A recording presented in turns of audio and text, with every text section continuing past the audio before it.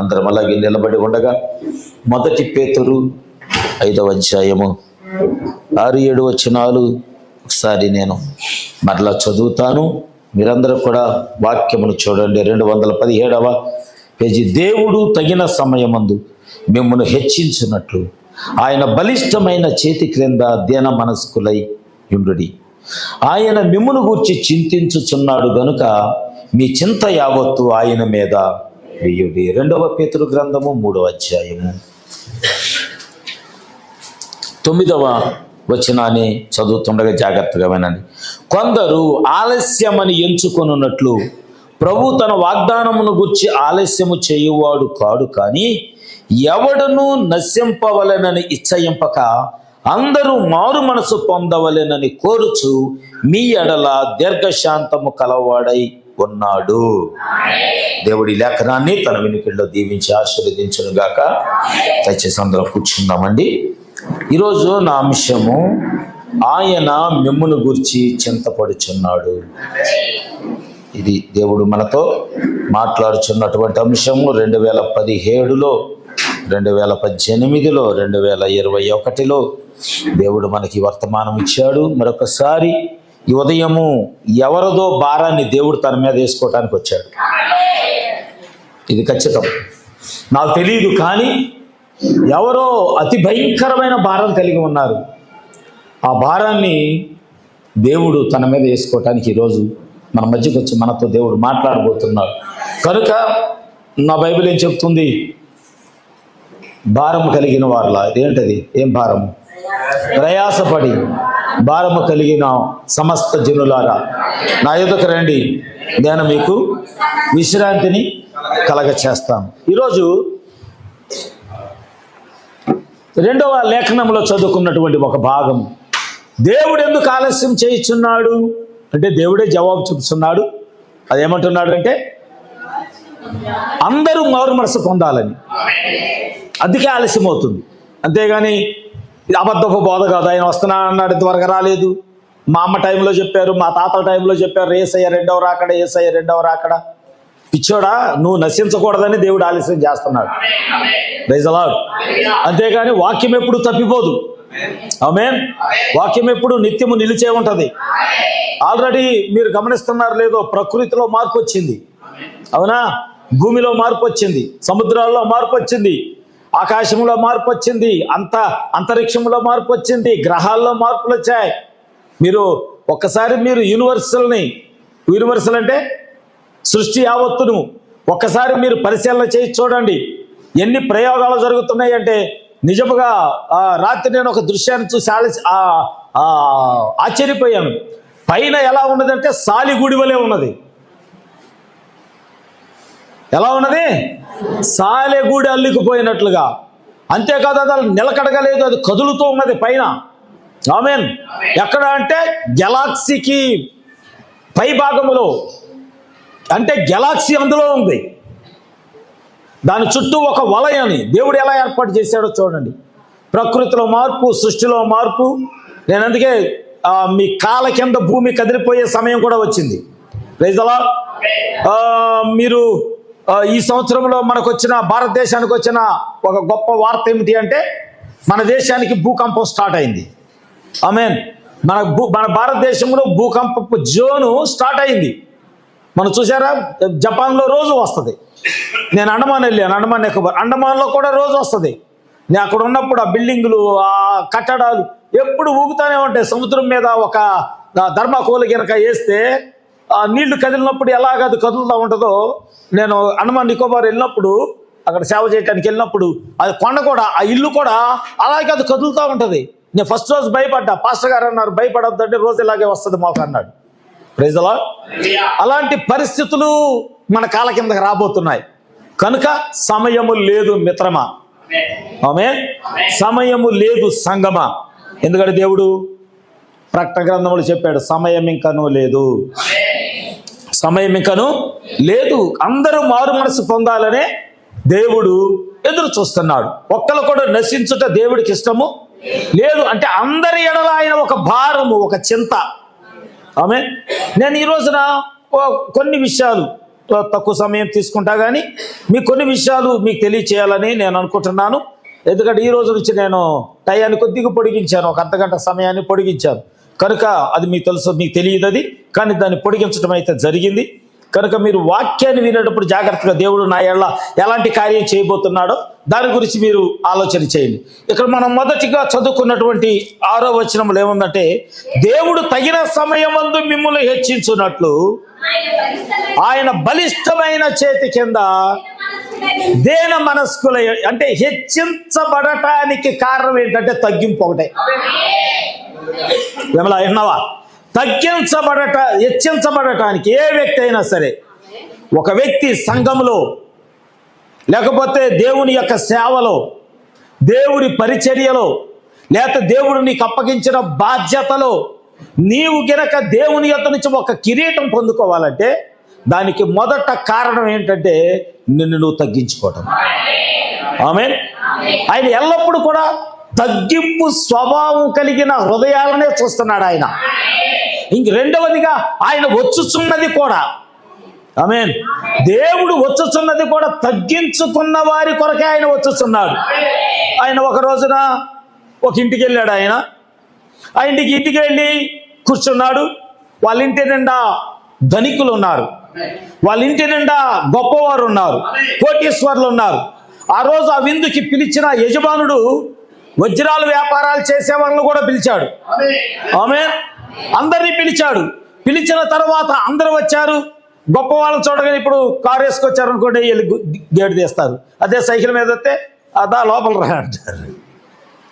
అంటే మానవ స్వభావం ఏంటంటే, ఒక గొప్పవాడిని చూడగానే లోపల ఏదో పెరిగిపోతుంది, లోపల ఆ చిన్నవాడిని చూడగానే ఏదో దిగిపోతూ ఉంటుంది. అందుకని దేవుడు ఏమన్నాడంటే, నువ్వెప్పుడు కూడా ఈ భేదాన్ని నీ హృదయంలో తీసుకురావద్దు. తక్కువ వాడని, పెద్దవాడని, నేను ఆ స్వభావం కానీ, లేకపోతే వాళ్ళ ఆ స్వభావం కానీ. ఈ స్వభావం ఎప్పుడైతే నీలోకి వచ్చిందో నీలో దేవుడు లేడు. మనందరం మనుషులమే. ఒక్క సెకండ్ మన కన్ను ఇలా రెప్పగొట్టే లోపల మన శరీరాన్ని ఇక్కడ రాలిపోయినాయి అనుకోండి, కన్ను ఇలా రెప్పగొట్టే లోపల కంగారు పడొద్దు, దేవుడికి చెబుతూ అప్పుడే చేయొద్దని. ఒకవేళ కన్ను ఇలా రెప్పగొట్టే లోపల మన శరీరాలు ఒక్కసారి ఇలా రాలిపోతే ఇక్కడ అన్ని ఎముకలే మిగులుతాయి. ఇప్పుడు ఆ ఎముకల్ని ఏ పేరు పెట్టి పిలవాలి? నేను కూర్చున్నారు కాబట్టి ఇక్కడ ఏం కూర్చుందని పిలవటానికి అవకాశం ఉంది. కానీ ఈ శరీరం లేకపోతే పేరే లేదు నీకు. ఈ శరీరం లేకపోతే అందరి స్కెల్టన్లే, ఇంకెక్కడ ఎచ్చు లేదు. నువ్వు సైకిల్ మీద వచ్చిన స్కెల్టనే, విమానంలో వచ్చిన స్కెల్టనే, ట్రైన్లో వచ్చిన స్కెల్టనే, ఫ్లైట్లో వచ్చిన స్కెల్టనే, కారులో వచ్చిన స్కెల్టనే, నువ్వు నడుచుకుంటూ వచ్చినా. మరి ఇంకెందుకు భేదం? ఆమేన్. ఎందుకంటే దేవుడు చెప్పాడు, ఒక అతిథి వచ్చినప్పుడు మనమంట బైబిల్ చెప్తుంది, నువ్వు ఒక ఫంక్షన్ చేసినప్పుడు అంట, గొప్ప వాళ్ళు వస్తే కుర్చీ వేస్తావంట, తక్కువ వాళ్ళు వస్తే కింద కూర్చోబెడతావంట. నేను చెప్పలా, బైబిల్లో ఉన్న మాట అది. ఈ మధ్యకాలంలో ఎప్పుడో చదివా నేను. గొప్ప వాళ్ళు వస్తే పైన కూర్చోబెడతావంట, తక్కువ వాళ్ళు వస్తే, దేవుడు అన్నాడు అలా చేయొద్దు, నీలో పాపం ఉన్నది, నీలోనే విభజించు ఆత్మ ఉన్నది. నీలోనే అందరూ సమానమే, అందరూ మనుషులే, అందరం దేవుని వలన కలిగిన వాళ్ళమే, ఏ భేదము లేదు. ఆమేన్. మనుషులందరూ ఒకటే. అందుకే మన గురువారం చెప్పాను, వాక్యం చెప్పాను, భారతదేశంలోనే కులాలు, భారతదేశంలోనే ఇంటి పేర్లు. మీరు బయట దేశం వెళ్ళండి, కులం ఉండదు, కేవలం జాతి, ఎర్రతోలు నల్లతోలు. అమెరికా వాళ్ళని, ఇంగ్లాండ్, రష్యా వీళ్ళందరూ ఎర్రతోలు అంటారు, ఇంతకు ఎర్రగా ఉంటారు. ఆఫ్రికా, సౌత్ ఆఫ్రికా, దక్షిణాఫ్రికా, ఇంకా జింబాబ్వే, అంబాంబే, ఇవన్నీ కలిసి నల్ల జాతి. అంతే, అదొక జాతి, ఇదొక జాతి, అడవి జాతి, మనిషి జాతి. జాతులే, ఇంటి పేరు ఉండదు, వాళ్ళకి కులం పేరు ఉండదు. ఈ కులం మాల, మాదిగ, కమ్మ, రెడ్డి, ఇంకా ఏముండవు. మనిషి అంతే, మనిషి జాతి. కాదు, అటు నల్ల చర్మం, ఇది ఎర్ర చర్మం. అప్పుడప్పుడు బోయిస్ గారు మన దగ్గరికి వచ్చినప్పుడు దాన్ని ఏమంటారు, ఫారినర్స్ మన దగ్గరికి వచ్చినప్పుడు, అమెరికా వాళ్ళు కానీ కెనడా వాళ్ళు కానీ దగ్గరికి వచ్చినప్పుడు సంఘంలో కొంతమంది వాళ్ళ దగ్గరికి వెళ్ళగానే ఏంటి ఎర్ర చర్మం చూసి పరిగెడుతున్నారు అంటారు. ఎర్రతోలు చూడగానే పరిగెడుతున్నారు ఏంటి అని. అంటే అక్కడ వాళ్ళ జాతులు ఉండవు, కులాలు ఉండవు, మతాలు ఉండవు, దాన్ని ఏమంటారు ఇంటి పేర్లు ఉండవు. Praise the lord. అంటే దేవుడు మనుషులను అందరూ సమానంగా చూశాడు. అందుకని ఎవరూ నశించకూడదని దేవుని ఆశ. ఆమేన్. కానీ ఇప్పుడు చూడండి, ఇక్కడ ఆ భేదం వచ్చింది. ధనికులు వచ్చారు, కాళ్ళకి నీళ్ళు ఇచ్చాడు. అక్కడ పరిచర్య కాళ్ళు తుడిచే వాళ్ళు ఉన్నారు, కొంతమంది స్త్రీలు వచ్చారు. మరి ధనవంతులు ఇల్లు కదా, అక్కడ అనేక మంది పనివారు ఉంటారు. ఆ బానిసలు వచ్చారు, వాళ్ళు వచ్చి ఏం చేశారు, పాదాలు తుడిచారు. మరలా ఇంకొకరి కొరకు ఎదురు చూస్తున్నారు. ఎవరి కాళ్ళు ఇప్పుడు మనకి లేదు, కానీ ఇదివరకు కాలంలో ఇప్పుడు కూడా ముస్లింలు పాటిస్తారు. వాళ్ళకి పెళ్లికి కనుక వెళితే నువ్వు ఆ పెళ్లి కార్డు తీసుకొని వెళ్ళా, లేత లోపలికి రానివ్వరు. పెళ్లికి నువ్వు పెళ్లి కార్డు ఇచ్చావనుకో రమ్మని, నువ్వు వస్తా ఏం చేయాలంటే ఆ పెళ్లి కార్డు తీసుకొని వెళ్ళాలి. ఆ పెళ్లి కార్డు తీసుకొని రాకపోతే మొత్తంలోనే నువ్వు ఆగిపోవాలి. లేదయ్యా సాహిబ్ గారు నన్ను పిలిచారన్నా, లేదు నువ్వు పిలిచిన దానికి ఆనవాలేంటి, నేను పిలిచాడని ఆనవాలేంటి, గుర్తేంటి, టోకెన్ ఏంటి, ఇదిగో పెళ్లిగా అయితే లోపలికి వెళ్ళండి, మీ పేరు ఉందా లేదా, ఉంది, లోపలికి వెళ్ళండి. మనం అలా చేయం. కానీ ఈరోజు కూడా ముస్లింలు అదే విధానాన్ని పాటిస్తారు. పెళ్లి కార్డు ఉంటేనే లోపలికి ఆహ్వానం. ఇప్పుడు అలాగే అతిథులు వస్తున్నారు, ఆహ్వాన పత్రిక తీసుకుంటున్నారు, లోపలికి వస్తున్నారు. యేసు ప్రభువు కూడా ఆహ్వానం వెళ్ళింది, ఆయన కూడా వచ్చాడు, ఆహ్వాన పత్రిక చూపించాడు, లోపలికి వెళ్ళారు. లోపలికి వెళ్ళిన తర్వాత ఆ స్త్రీలు ఏం చేశారంటే ఆయన పెద్దగా పట్టించుకోవాలి. ఎందుకంటే ఆయన నడుచుకుంటూ వచ్చాడు, గాడిద మీద కూడా రాలా. అందరేను ఒంటెల మీద, గాడిదల మీద గొప్పవారిగా వచ్చారు. కానీ యేసయ్య ఏం చేశాడంటే నడుచుకుంటా ఆ వీధులలో నడుచుకుంటా వచ్చాడు. ఆయన వేసుకున్నటువంటి వస్త్రాలు ఆ నేలను ఏడ్చటాన్ని బట్టి ఏమైందంటే దుమ్మంతా ఒంటి మీద పడిపోయింది, కాళ్ళ నిండా ఎర్రగా దుమ్మైపోయింది, తలంతా ఎర్రగా మారిపోయింది. ఇప్పుడు ఏం చేయాలి, వాళ్ళకేం అర్థం కాలేదు. ఈయనెవరో, ఈయన చాలా అసహ్యంగా ఉన్నాడు. అందరూ మంచిగా రాజవస్త్రాలు వేసుకొచ్చారు, ఈయన వస్త్రాలు చూస్తే అంత దుమ్ము పట్టి ఉన్నాయి. అందుకే ఆయన పాదాలు కడగటానికి ఎవరు ఇష్టపడలేదు, ఆ దుమ్మును దులపడానికి కూడా ఎవరు ఇష్టపడలేదు. ఆ పాదాలు కడిగిన తర్వాత ఒక తువాలిచ్చి తొడవటానికి కూడా ఎవరు ఇష్టపడలేదు. రెండవదిగా పిలిచిన వాడు కూడా ఆయన పట్టించుకోలేదు. కానీ ఆ గ్రామంలో ఒక పాపాత్మురాలైన స్త్రీ ఉన్నది. హల్లెలూయా. ఆమెకు ఒక సమాచారం మాత్రమే వెళ్ళింది. యేసు వాళ్ళ ఇంటికి వచ్చాడు, యేసు ఆ గృహానికి వచ్చాడు. Praise the lord. చూడండి, చాలా సార్లు నువ్వు దేవుణ్ణి నీ ఇంటికి పిలవకపోతే చాలా శ్రమలు కూడా వస్తాయి. ఆమేన్. మన ఇంట్లో మనం ప్రార్థన చేసుకోవటం వేరు, కానీ యేసుని ఆహ్వానించటం వేరు. చూడండి, ఒక గొప్ప భక్తుడు ఉన్నాడు, చెప్తాను బైబిల్లో. అతడు కొర్నేలి. 3 గంటలప్పుడు ఎప్పుడైనా మీ ఇంట్లోకి ఒక దూత వచ్చి మీతో మాట్లాడా? మీ ఇంట్లోకి ఒక దూత ఎన్నడైనా వచ్చి మీ ఇంట్లోకి వచ్చి మీరు ప్రార్థన చేస్తున్నప్పుడు పగలు ఎప్పుడైనా మీ ఇంట్లోకి ఒక దూత వచ్చి మాట్లాడా? పరలోకంలో నుంచి వచ్చి. కానీ వాళ్ళ ఇంట్లోకి దూత వచ్చాడు. పగల 3 గంటల వేళ ఒక దూత వచ్చి కొర్నేలితో మాట్లాడుతున్నాడు. పలానా స్థలంలో పాస్టర్ ఉన్నాడు, వెళ్ళి నీ ఇంటికి తెచ్చుకో. హల్లెలూయా. నీ గృహానికి నీ సేవకుని ఆహ్వానించు, నీ గృహానికి యేసుని ఆహ్వానించు. దేవుణ్ణి ఆహ్వానించడం నీ కుటుంబానికి మేలు కలిగింది. హల్లెలూయా. అయితే నువ్వు ఏం చేయాలి? యేసుని ఇంటికి వచ్చినప్పుడు నిన్ను నువ్వు తగ్గించుకునే స్వభావం. ఆమేన్. అందుకే నేను చాలాసార్లు కుటుంబ ఆరాధన పెట్టుకుంటే భోజనాలు పెట్టుకోవద్దు అని ఎందుకు చెప్తానంటే, వాళ్ళ ఇంట్లో 3 వంటలు చేశారు, మన ఇంట్లో కనీసం 4 వంటలు చేయాలి. చెప్పండి, మీరు చెప్పండి, మీ పోటీ తత్వం చెప్పండి. మీ హృదయాల్లో ఏముందో ఎప్పుడు తెలుస్తుంది. వాళ్ళ ఇంట్లో చికెన్ పెట్టారు, కానీ మనం మటను పెట్టాలి. లేదు, వాళ్ళ ఇంట్లో మటన్ పెట్టారు, మనం కనీసం ఒక గాడిదనైనా పెట్టాలి. లేదు, వాళ్ళు గాడిదని పెట్టారు, కనీసం మనం ఒంటినైనా. ఈ పోటీ తత్వం వల్ల ఏమవుతుందంటే మీలో భేదాలు కలుగుతున్నాయి. ఆమేన్. హల్లెలూయా. అందుకే నేను కుటుంబ ఆరాధన పెడితే ఒక గ్లాసు మంచినీళ్ళు మాత్రమే ఇవ్వండి, భోజనాలు పెట్టుకోవద్దని చెప్తాను. ఆమేన్. అంటే ఏమైందంటే దేవుని కంటే ఎక్కువగా మన హృదయాల్లో ఒక పోటీ తత్వం రాగానే తగ్గింపు స్వభావం వెళ్ళిపోతుంది మనలో నుంచి. దేన మనస్కులై ఉండుట అనే వాక్యము మన హృదయాల్లో, మన జీవితాల్లో నెరవేరటం లేదు. ఆమేన్. హల్లెలూయా. దేవునికి ఏం కావాలంటే దేన మనస్సు. ఆ స్త్రీ వచ్చింది, ఇంకా ఎవరి వైపు చూడలేదు. అక్కడ ఉన్న ధనవంతులు, పిలిచిన వారు ఎవరి వైపు చూడలేదు. నాకు యేసు కావాలి. ఆయన దగ్గర రాబోయింది, కానీ చూస్తే ఆయన ఎలా ఉన్నాడంటే పైనుంచి కింద దాకా యావత్తు కూడా దుమ్ముతో ఆయన చూడగానే నేను అనుకుంటా, బహుశా ఆమె హృదయంలో ఆమె అనుకుంటుంది, నా జీవితంలో ఉన్నటువంటి పాపము, నా జీవితంలో ఉన్న మురికి, ప్రైజ్ ది లార్డ్, అది ఎంత భయంకరంగా ఉన్నదో తను ఆమె చూసుకోలేకపోతుంది. కానీ పరిశుద్ధుడైన యేసు మీద ఆ బురదను చూడలేకపోతుంది. ఆమేన్. ఆయన పాదాల మీద ఉన్న ధూళిని ఆమె చూడలేకపోతుంది.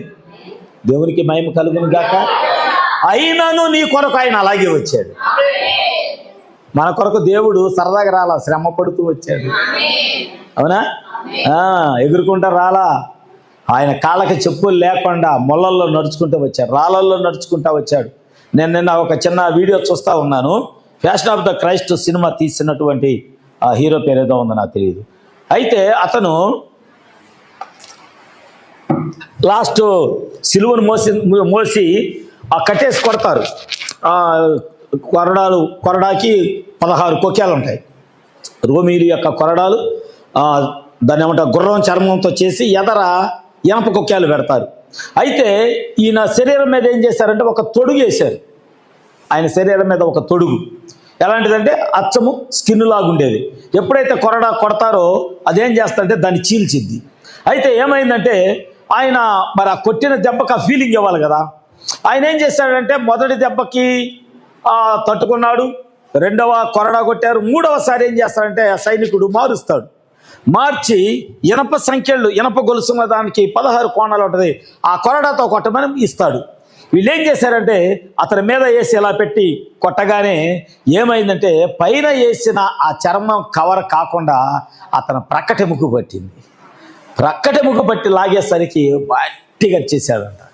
ఎందుకు గరిచావు అని అంటే అవి చెప్తున్నాడు, నాకు నిజంగానే నా చర్మాన్ని చీల్చేసింది. వెంటనే అతనికి 16 కుట్లు పడ్డాయంట. అప్పుడు అతను అన్నాడంట, యేసు ప్రభు ఇన్ని దెబ్బలు తిన్నాడా? అప్పుడు అది దేవుని తెలుసుకోలేదు. కానీ డైరెక్టర్ అన్నాడంట, నేను తీసింది చాలా తక్కువ శాతమే, నేను తీస్తున్న ఈ దెబ్బలు దీనికంటే 50 రెట్లు ఎక్కువగా ఆయన దెబ్బలు తిన్నాడు. ఆయన అన్నాడంట, నేను ఒక్క దెబ్బకే, నా చర్మానికి తగిలిన ఒక్క దెబ్బకే 16 కుట్లు పెడితే ఆయన శరీరం అంతా పొలమంతా దున్నబడినట్లుగా దున్నబడింది కదా. Praise the lord. ఆయన ఏం చేశాడో తెలుసా? నేను యేసు కొరకు జీవిస్తాను. మారు మనసు పొందాడు. దేవుని కొరకు జీవిస్తాను, ఈ సినిమా పూర్తయ్యే వరకు నేను ఉపవాసం ఉంటానని అతను ఏం చేశాడంటే నిజంగా ఆ సినిమా అనేక లక్షల మంది హృదయాలను యేసు వైపు తిప్పగలిగింది. ఎందుకొరకు? నీకు కావలసిన మనస్సు, తగ్గించుకునే మనస్సు. తను తాను తగ్గించుకునేవాడు హెచ్చించ. వాక్యమే నీ జీవితంలో మొదట ఆ స్టెప్, ఆ మొదటి మెట్టు, ఆ తగ్గింపు స్వభావాన్ని ఒక విశ్వాసిగా, దేవుని బిడ్డగా. ఈ రోజుల్లో మన మెసేజ్లో వచ్చిన బోధలు ఏంటంటే ఇంకప్పుడు మనం ఫ్రీ అయిపోయాం, ఇక పాపం లేదు, పాపం ఒప్పుకోవాల్సిన అవసరం లేదు, ఇప్పుడు మనం వధువు అయిపోయాం. రోజు పొద్దున్నే లెగ్గానే పొల్లుదాం వధువు. చెప్పండి, ఈ వంకర బోధలు ఏం చేస్తున్నాయి అంటే చాలామంది హృదయాల్లో భక్తి గర్వాన్ని నింపుతాయి ఖచ్చితంగా. కానీ నువ్వు ప్రతిరోజు తగ్గించుకునే రావాలి. ప్రతి క్షణం దేవుని దగ్గరికి వచ్చే ప్రతిసారి నిన్ను నువ్వు తగ్గించుకొని రావాల్సిందే ఖచ్చితంగా. ఆ తగ్గింపు, ఆ దేన మనస్సు ఏం చేస్తంటే నీ చింత యావత్తు ఆయన మోయటానికి సిద్ధంగా ఉంటాడు. నీ చింత యావత్తు. అవును, నిజంగా ఆమె ఎంత దేన మనస్కరాలుగా వచ్చిందంటే ఆమె ఒంటరిగానే వచ్చింది. ఆయన 10 మందితో రాలేదు, బలగముతో రాలేదు. తన పాపాన్ని ఒప్పుకోవటానికి, దేవుని దగ్గర సరి చేసుకోవటానికి, నా రక్షకుడిని నేను అంగీకరించాలి. చూడండి, ఈ స్వభావం మనకు రావాలి. ఒక సమయంలో ఎవరు భర్త? ఆయన గుర్తులేదు, ఆమె యెజబెలు భర్త. Praise the lord. అతను దేవుడికి వ్యతిరేకమైన అనేక కార్యాలు చేస్తున్నాడు. ఒక రోజున ఏలీయా వెళ్ళి హెచ్చరిక చేశాడు. హెచ్చరిక చేస్తే ఆహాబ్ అన్నాడు, ఆహాబు అన్నాడు, ఇది నీకు నువ్వుగా చెప్పుచున్నావా లేకపోతే నాకు వ్యతిరేకంగా చెప్పుచున్నావా, నా మీద పగబట్టావా అంటే దేవుడు చెప్తాడు, ఏలియా నువ్వు ఒక్కోసారి వెళ్ళి ఆహాబుతో చెప్పు, ఏమని చెప్తావంటే, ఎంతకాలం, మీ తల్ల పైకి ఎత్తండి. దేవుడు ఆహాబుకి ఇచ్చిన పంపిన సందేశం ఏంటంటే, ఎంతకాలము నీవు నాకు విరోధివై ఉంటావు. ఒకవేళ ఈ ప్రశ్న సంఘంలో ఉన్న అందరికీ దేవుడు వేస్తే, ఇంకా ఎంతకాలం దేవునికి నువ్వు విరోధిగా ఉంటావు? ఎప్పుడు వస్తుంది తగ్గింపు మనకి? ఎప్పుడు వస్తుంది ఆయన ప్రేమించే హృదయం? ఎప్పుడు వస్తుంది వాక్యానుసారంగా జీవించాలి అనే మనసు? ఇంత వర్తమానం తెలిసి లోబడే స్వభావం మనకు లేకపోతే ఇక నువ్వు వధువని చెప్పుకోవటానికి కూడా నీకు అవకాశం లేదు. మారు మనసు పొందావు, రక్షణ పొందావు, బాప్తిస్మం తీసుకున్నావు, ప్రభురాత్రి భోజనములో మనం పాలిభాగస్తులయ్యాం, దేవుని కార్యాలు చూసాం, కుటుంబంలో సంవత్సరానికి ఒకసారో నెలకోసారో సంవత్సరంలో 2-3 సార్లు దేవుని యొక్క అద్భుతాలు మన కుటుంబంలో చూస్తున్నాం, గొప్ప కార్యాలు చూస్తున్నాం, చేసిన ప్రార్థనలకి జవాబులు వస్తున్నాయి. ఆమె ఎన్నో కార్యాలు, నువ్వు ప్రార్థన చేసిన ప్రతిదీ దేవుడిచ్చాడే. ఏదన్నా ఆపాడా? మరి ఎంతకాలం నువ్వు దేవునికి విరోధిగా ఉంటావు? వాక్యమునకు లోబడకుండా, వాక్యాన్ని నీ జీవితంలో అన్వయించుకోకుండా ఎంతకాలం దేవునికి విరోధిగా రూపొందుతావు నువ్వు? ఏలియా చెప్పాడు, దేవుడు చెప్పాడయ్యా నీతో ఈ మాట చెప్పమని అని అన్నాడు. అంటే అప్పుడు పశ్చాత్తాపం వచ్చింది, ఆహాబుకి పశ్చాత్తాపం వచ్చింది. పశ్చాత్తాపడ్డాడు, బట్టలు చించుకున్నాడు, చెప్పాడు, వార్నింగ్ ఇచ్చేశాడు, నీ భార్య ఎటు చచ్చిపోతావు, నువ్వు కూడా ఎటు చచ్చిపోతావు, నీ రక్తం కుక్కలు నాకుతావు, నీ సంతానం అంతా ఎట్లా చచ్చిద్దని గట్టిగా వార్నింగ్ ఇచ్చేశాడు. ఆ వార్నింగ్కి ఆహాబు ఏం చేశాడంటే తన వస్త్రాలన్నీ చించుకొని దేవుని దగ్గర క్షమాపణ అడిగాడు. అప్పుడు దేవుడు ఏలియాతో మాట్లాడాడు. ఆహాబు తను తగ్గించుకొని చింతాక్రాంతుడే వస్త్రాలు చించుకొని అతను పశ్చాత్తాపడుతున్నాడు కాబట్టి అతని మీదకి వచ్చే ఆయన కాలంలో వచ్చేటటువంటి ఆ కీడుని నేను తప్పించి అలా బిడ్డల కాలంలో ఆ కీడుని తెప్పిస్తాను. అలా కుమారుల ఉందా అక్కడ వాక్యం చదువు. ఆహాబు భయపడి వినయముగా ప్రవర్తించడం చూచి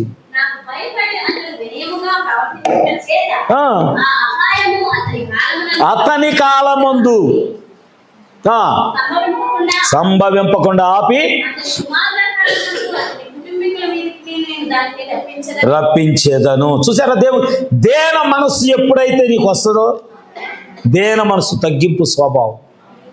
నువ్వు ఎప్పుడైనా నువ్వు ప్రార్థన చేసేటప్పుడు వినండి, ప్రార్థన చేసేటప్పుడు నేను పాపిని ప్రభు అని ఎంతమంది చేస్తారా ప్రార్థన? నేను పాపినయ్యా.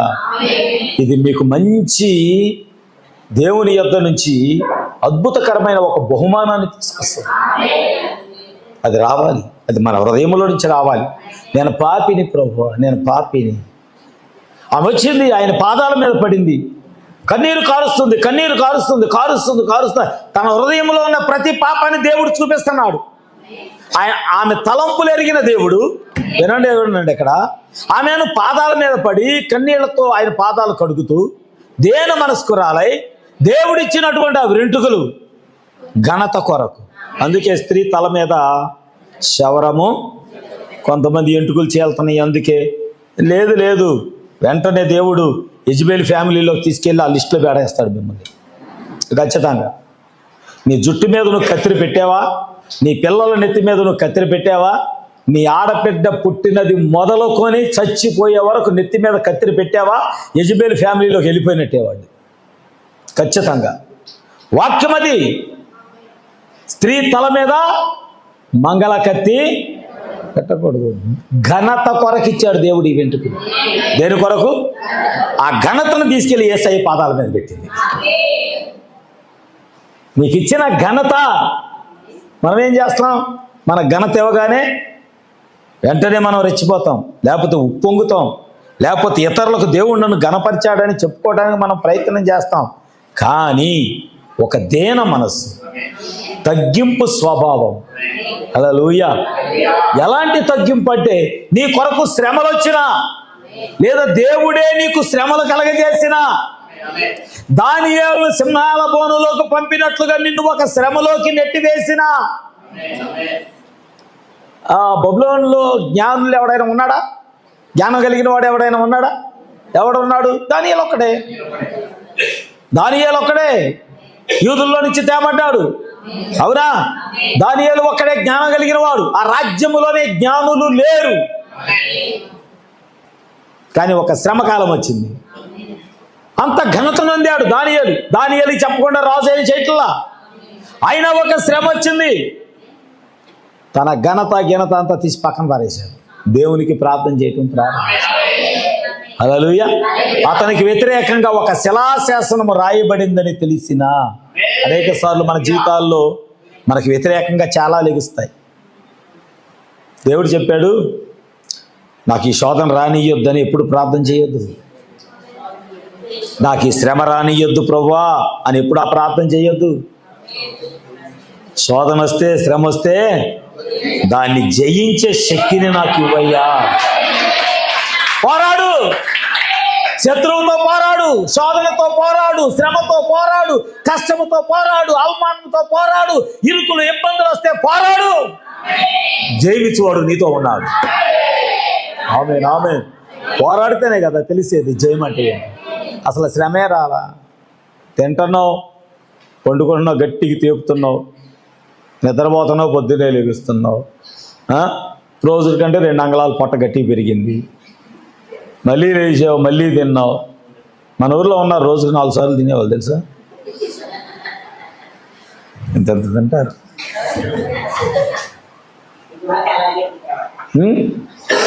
ఇంకంతే, ఒళ్ళు పెరుగుతుంది, బ్రెయిన్ పెరగట్లా. దేవుడు అది కోరుకోవట్లే నీ వద్ద నుంచి. నీ హెచ్చు కలిగింది ఒక సమయంలో, తగిన కాలమందు, తగిన సమయమందు. ఎప్పుడు నువ్వు యుద్ధం చేయడానికి సిద్ధపడితే ఆయన ఎప్పుడు హెచ్చిస్తాడట? తగిన కాలంలో, తగిన సమయమందు నేను హెచ్చిస్తాడు. ఆ సమయం కొరకు మనం వేచి ఉండాలి. వాళ్ళందరూ అన్నారు, దానియేలుని సింహాల బోనులో పడవేయండి, ఆ సింహాల బోనులోకి నెట్టండి. కొన్ని కుటుంబాలంట దానియేలుకి వ్యతిరేకంగా లేచారంట. అది ఇప్పుడు కూడా జరుగుతూనే ఉంటుంది. నువ్వు ఎక్కువ ప్రార్థన చేయి, నీ బంధువుల్లోనే కొంతమంది నీకు శత్రువులు అవుతారు. ఖచ్చితంగా నువ్వు ప్రార్థన చేస్తున్న దేవుని గురించి నువ్వు వాళ్ళ దగ్గర చెప్పు. నీకు మేలు చేస్తున్న దేవుని గురించి వాళ్ళ దగ్గర చెప్పు. వాళ్ళే నీకు శత్రువులు. వాళ్ళే నీకు శత్రువులుగా తయారవుతారు. నీ మీద తిరుగుబాటు చేస్తారు, నీ మీద నిందలేస్తారు, నీ మీద రకరకాల అబండాలు వేస్తారు. అయినను నేను నా యేసును మాత్రమే నమ్ముతానని నువ్వు చెప్పు. హల్లెలూయా. ఆ శ్రమలోకి వెళ్ళాడు. ఆ రాత్రి అంతా ఏం చేశాడు? ప్రార్థన చేశాడు. ఏం చేశాడు? ప్రార్థన చేశాడు. సింహాల బోనులో వేయటమే. ఓ దేవుని యొక్క సన్నిధి, దేవుని యొక్క మహిమ పరలోకము నుండి బబులోను రాజ్యములోకి రాలేదు, కానీ దానియేలు ఉన్న సింహాల బోనులోకి వచ్చింది. ఆమె ఇప్పుడు దానియేలు ఏం చేస్తున్నాడు? ప్రార్థన చేస్తున్నాడు. సింహాలు ఎలా ఉన్నాయి? ఆకలి కొని ఉన్నాయి, రుజువులు ఉన్నాయి. ఎంత ఆకలి అంటే తర్వాత ఉంది. ఎంత ఆకలి కొని ఉన్నాయంటే, అమ్మా ఎంత ఆకలి కొని ఉన్నాయంటే, దానియేలు బయటికి విడిపించబడిన తర్వాత హల్లెలూయా చెప్పరా మీరు? హల్లెలూయా అంటే చెప్పండి. హల్లే హల్లే హల్లే. నిద్రలే అంటలా. హల్లెలూయా, ఆమేన్. దానియేలు సింహాల బోన్లో ఉండి సింహాలు కనీసము దానియేలును చూచి గాండ్రించను కూడా గాండ్రించలా. ఆ రాత్రి అంతా రాజుకు నిద్ర పట్ల. ఎందుకంటే దానియేలు యథార్థవంతుడు, అభిషక్తుడు, దేవుని యందు భయభక్తులు కలిగిన వాడు. ఓ రాజ్యములో అందరూ పోటీ పెట్టాడు రాజు. ఏమని? మా వాళ్ళందరూ 10 మాంసం తింటారు, దొండ మాంసం తింటారు, కోడి మాంసం తింటారు, 2 మాంసాలు తింటారు. దానియేలు నువ్వు ఆకులు మాత్రమే తిను, ఎవరు బలవంతులుగా ఉంటారో పరీక్ష చేశాడు. చివరికి మాంసాలు తిన్నవాడు ఎవడ పళ్ళల్లో మాంసం వాళ్ళలో ఉంది, కానీ శాకాహారం తిన్నటువంటి దానియేలు మాత్రం ఆరోగ్యంగా ఉంది. అందుకే ఆయుర్వేదం అన్ని విధాలుగా మంచిది. Praise the lord. మీకు ఒక చిట్కా చెప్తా చివరిలో, ఆయుర్వేదం చిట్కా. Okay, right. ఇప్పుడు బైబిల్ అంతా ఆయుర్వేదమే చెబుతుంది, అవును కదా? ఇప్పుడు హిజ్కియాకి మరణకరమైన రోగం వచ్చింది. ఏ హాస్పిటల్కి పరిగెత్తాడా? దేవునికి ప్రార్థన చేశాడు. ప్రార్థన చేస్తే దేవుడు అన్నాడు, అంజూరపు చెట్టు ఉందా, అంజూరపు పండు తీసుకురా, ఆకులు తీసుకురా, మొత్తం నూరి ఆ క్యాన్సర్ గడ్డ మీద పెట్టమన్నాడు. ఏమైంది క్యాన్సర్ గడ్డ? 3 రోజుల్లోనే 3 రోజుల్లోనే. Praise the lord. మన ఇళ్ళ పక్కన క్యాన్సర్ ఆకు ఉంది, మీకు తెలుసా? మన ఇక్కడే కందులబడిలో ఉంది క్యాన్సర్ తగ్గించే ఆకు. ఎంత పెద్ద గాయమైన, ఎంత పెద్ద పుండైనా ఆకు కాయలంతా తీసుకొచ్చి నూరి కొద్దిగా పసుపు రాసి కట్టేస్తే లేదు 4 రోజుల లోపే క్యాన్సర్ గడ్డ మాయమైపోతుంది. అలాంటి ప్రకృతిలోనే దేవుడు గొప్ప వైద్యాన్ని ఇచ్చాడు. దానియేలు ఏం తిన్నాడు? ఆకుకూరలు తిన్నాడు, మాంసాహారం తినలేదు. దేవుని మహింపరిచాడు. నా దేవుడు నాకు తోడుగా ఉన్నాడు. ఆమె ఇప్పుడు చూడండి అక్కడ ఏం జరిగింది. దానియేలు రాజు పిలిచాడు. రాజు వెళ్ళి తెల్లవారుజామున వెళ్ళాడు, నిద్ర పట్టలేదు. నాట్యాలు లేవు, భరతనాట్యాలు లేవు, ఇంకా నృత్యనాట్యాలు లేవు, ఏమీ లేవు అక్కడ. తెల్లవారులు కలత చెందాడు. నీతిమంతుడిని చెరసాల్లో వేసా, సింహాల బోన్లో వేసా. అతని హృదయం గద్దిస్తానే ఉంది. అయినను ఎందుకో చిన్న ఆశ వెళ్ళి అక్కడికి వెళ్ళి సింహాల బోనుల దగ్గరికి వెళ్ళి పిలిచాడు.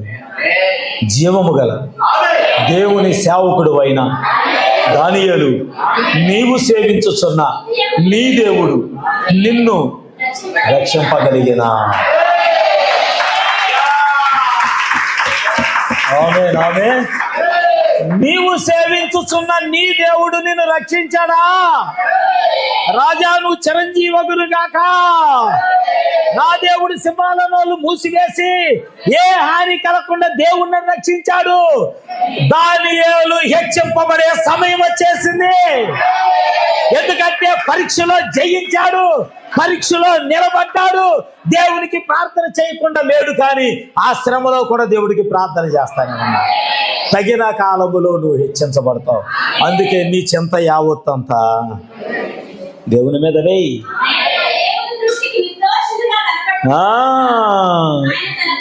దేవుని దృష్టికి నిర్దోషి. ఒక స్త్రీ ఉందండి బైబిల్లో, ఇది ముగిస్తా. సరే బయటికి తీశాడు. బయటికి తీయగానే రాజు ఎంక్వైరీ చేశాడు. అసలు దానియేలు మీద నిందేసినాడు ఎవరు చూసారా? మీ శత్రువు మీద ఎంక్వైరీ స్టార్ట్ అయిపోయింది.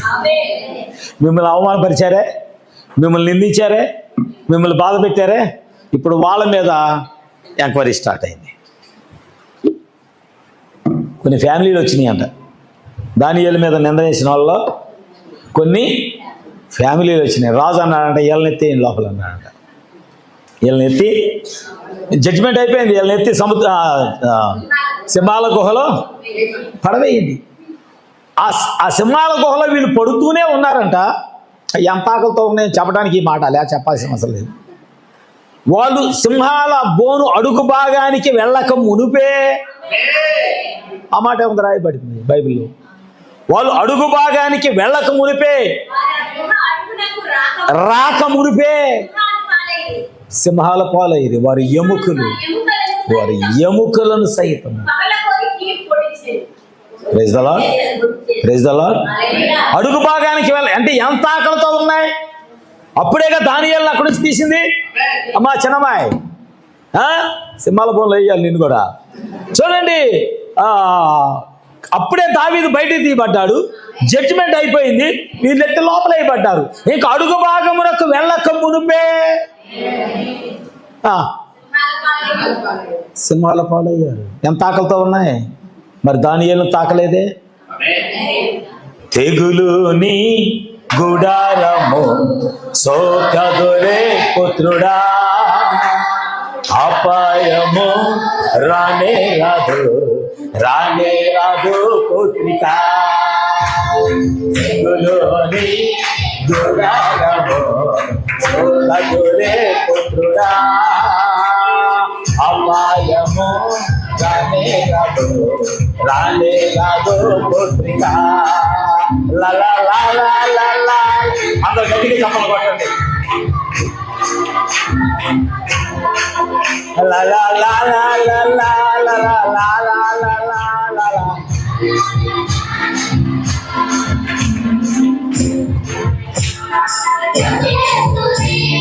సొంతం చేసుకొంటివే ఆమె ఉన్నతమైన ప్రభు యేసుని సొంతం చేసుకొంటివే.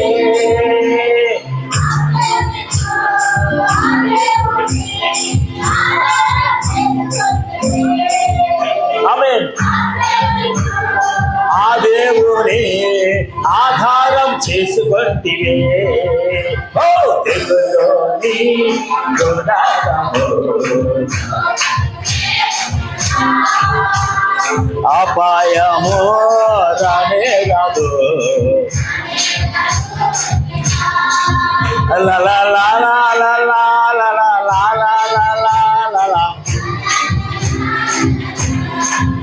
లా లా లా లా లా లా లా లా.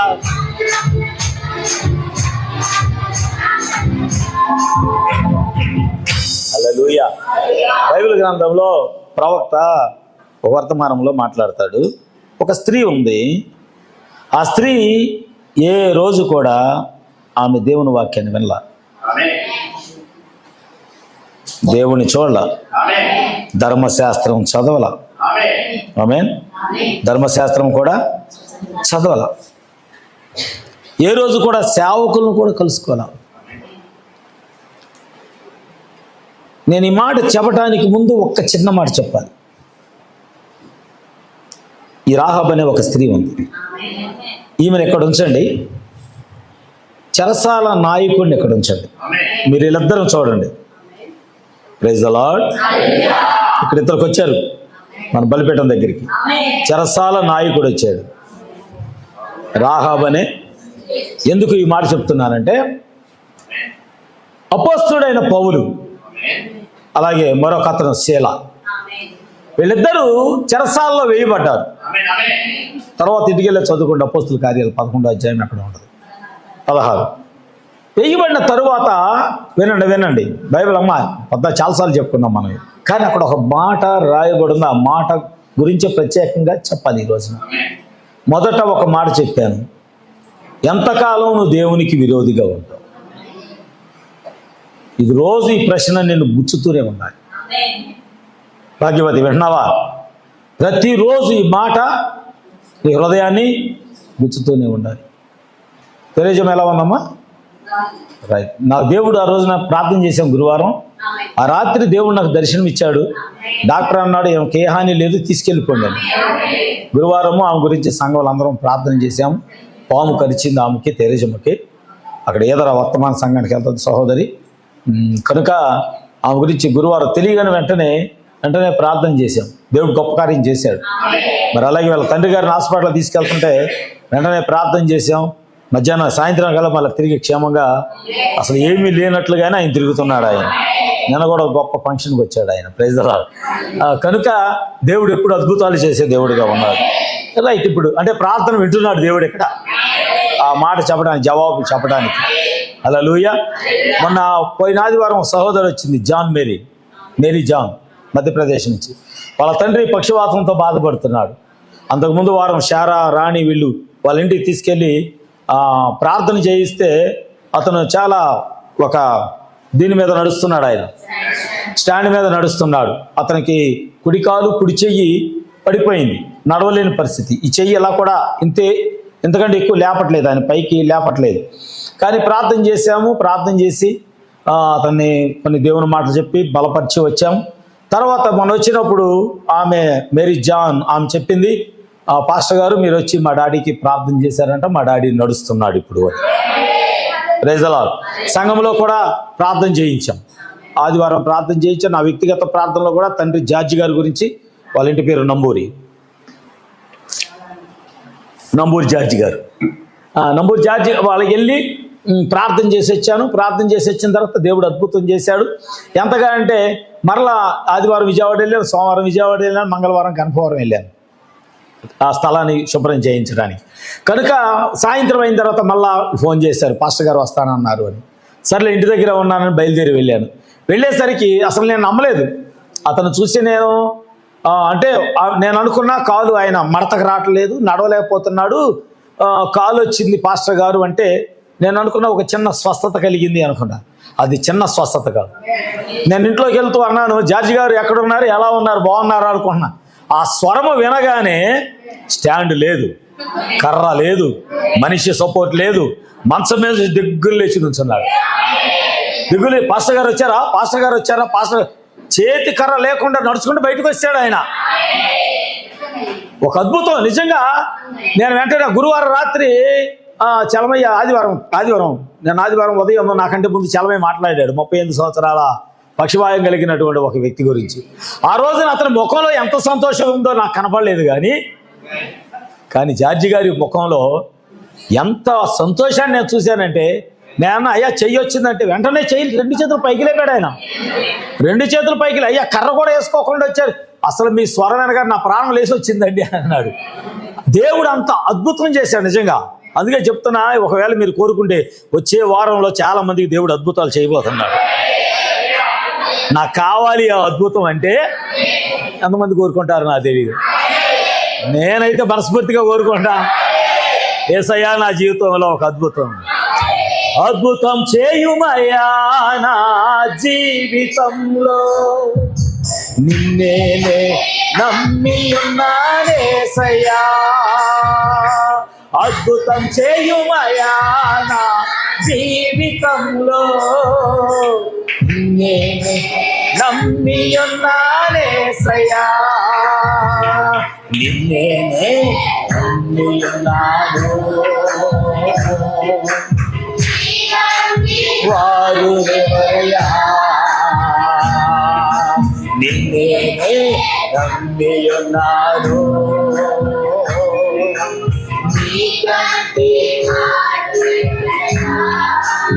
హల్లెలూయా. ఈ చెరసాల నాయకుడు అనుకున్నాడంట, పౌలు శీలలు ప్రార్థన చేస్తుంటే ఏమైంది? పౌలు శీలలు ప్రార్థన చేస్తుంటే జరిగిన విషయం ఏంటంటే, నేనంటాను, ఎంతకాలం ఆ శ్రమలో ఉంటావు? ఎంతకాలం బానిసగా ఉంటావు? ఎంతకాలం ఆ మురికిలో ఉంటావు? ఎంతకాలం ఆ పాపములో ఉంటావు? ఎంతకాలము నీ భర్తకు అపనమ్మకంగా ఉంటావు? నీ భార్యకు ఎంతకాలం అపనమ్మకంగా ఉంటావు? యవనస్తులారా, మీ తల్లిదండ్రులకు ఎంతకాలము మీరు దాక్కుంటా ఉంటారు? నేను అనుకుంటున్నా, ఆ పురుషుడు అనుకున్నాడు, వాళ్ళ జీవితాల్లో అద్భుతం చూడగానే పౌలు శీల వారి సంఖ్యలు తెగిపోయాయి, బంధకాలు ఇడిపోయాయి. వాళ్ళ వరకేనా?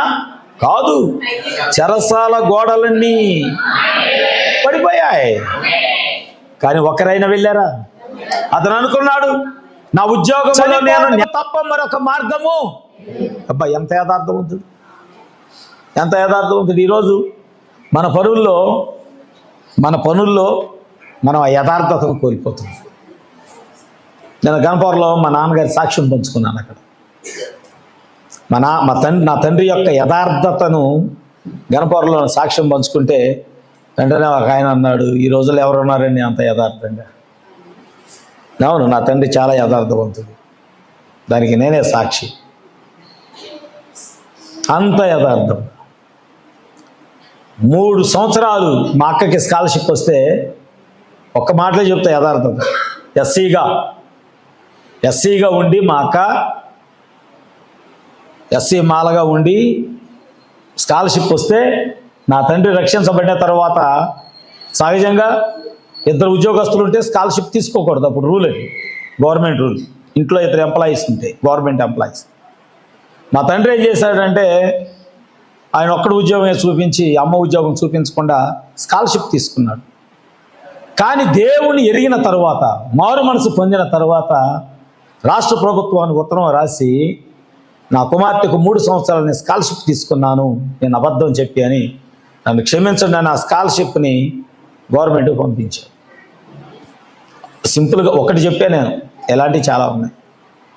ఆయన మిలిటరీ నుంచి వచ్చేటప్పుడు ఒకసారి ట్రైను టికెట్ తీసుకోకుండా ఎక్కారు.